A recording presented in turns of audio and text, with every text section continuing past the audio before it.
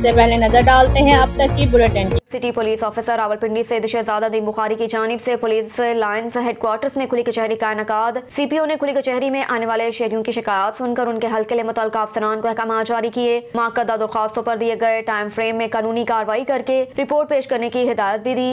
थाने की सतह पर सर्विस डिलीवरी को हर सूरत यकीनी बनाया जाएगा।